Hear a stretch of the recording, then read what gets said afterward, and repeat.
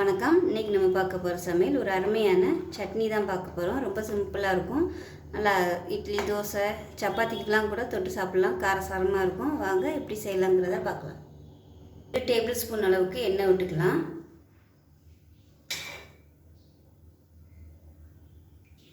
எண்ணெய் சூடானதும் 1 கப் அளவுக்கு சின்ன வெங்காயம் சேர்த்துக்கலாம். இது கூடவே ஒரு 15 பல் பூண்டு சேர்த்துக்கலாம். இது வந்து சின்ன பூண்டாக இருக்கிறதுனால 15 எடுத்துருக்கேன். பெருசாக இருந்தால் நீங்கள் 5 இல்லை ஒரு 6 எடுத்துக்கோங்க.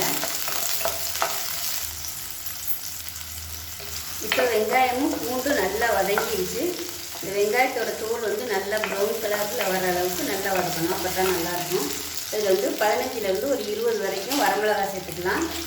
காரத்துக்கு தகுந்த மாதிரி வரமிளகாய் சேர்த்துக்கோங்க. வரமிளகாய் சேர்த்துட்டு நல்லா வதக்கியாச்சு. இதில் வந்து பெரிய தக்காளியாக ஒரு தக்காளி நல்லா இந்த மாதிரி கட் பண்ணி வச்சுருக்கேன். இதையும் சேர்த்து வதக்கிக்கலாம். சட்னிக்கு தேவையான உப்பு சேர்த்துக்கலாம். இப்போ பாருங்கள், தக்காளி நல்லா தோல் சுருங்குற அளவுக்கு வதக்கியாச்சு. இப்போ வந்து அமர்த்திடலாம். கொஞ்சம் ஆறட்டும். இப்போ வதக்கி வச்சுருந்தது எல்லாத்தையுமே மிக்ஸி ஜாரில் சேர்த்துட்டேன். இதில் வந்து ஒரு 5 டேபிள் ஸ்பூன் துருவின தேங்காய் சேர்த்துக்கலாம். இது வந்து இன்னும் ஆறலை. நல்லா ஆறுனதுக்கப்புறமா அரைச்சிக்கோங்க. சூடோடு போட்டிங்கன்னா முகத்தில் தெரிக்கும். இது நான் வந்து நல்லா ஆறுனதுக்கப்புறம் அரைக்க போகிறேன். அரைச்சிட்டு வந்துட்டு பார்க்கலாம். இப்போ வெங்காயம் தக்காளி வதக்கின அதே கடாயில் கொஞ்சம் எண்ணெய் இருக்குது. அதே எண்ணெயில் 1 டீஸ்பூன் கடுகு சேர்த்துக்கலாம்.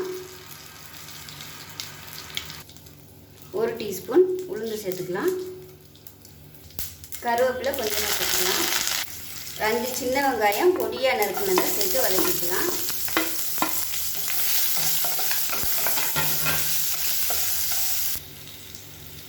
இப்போ இதில் ஒரு 1/4 டீஸ்பூன் போல் பெருங்காயம் சேர்த்துக்கலாம். இப்போ அரை டேபிள் ஸ்பூன் மிளகாத்தூள் சேர்த்துக்கலாம். கொஞ்சமாக சேர்த்தா போதும். இந்த எண்ணெயில் லேசாக வதக்கிக்கலாம். இப்போ நம்ம அரைச்சி வச்ச சட்னி அதில் சேர்த்துடலாம். மிக்சியில் இருந்த தண்ணி ஊற்றுறேன். இப்போ இன்னும் கொஞ்சம் ஒரு 1/2 டம்ளருக்கு தண்ணி சேர்க்குறேன். எல்லாத்தையும் நல்லா மிக்ஸ் பண்ணிடலாம். இப்போ பாருங்கள், நல்லா கொதிக்க ஆரம்பிச்சிருச்சு. ரொம்ப நேரம் கொதிக்கணும்னு அவசியம் இல்லை. லைட்டாக 2 கொதி கொதிக்க ஆரம்பிக்கையில் அமர்த்திடலாம். சூடு ஏறினா மட்டும் போதும். அவ்வளோதான். உப்பெல்லாம் செக் பண்ணி பார்த்துட்டு பத்தலைன்னா சேர்த்துக்கலாம். இட்லி தோசைக்கெலாம் அருமையாக இருக்கும். இந்த சட்னியை செஞ்சு பாருங்கள். செஞ்சு பார்த்துட்டு எப்படி வந்துச்சுங்கிறத சொல்லுங்கள்.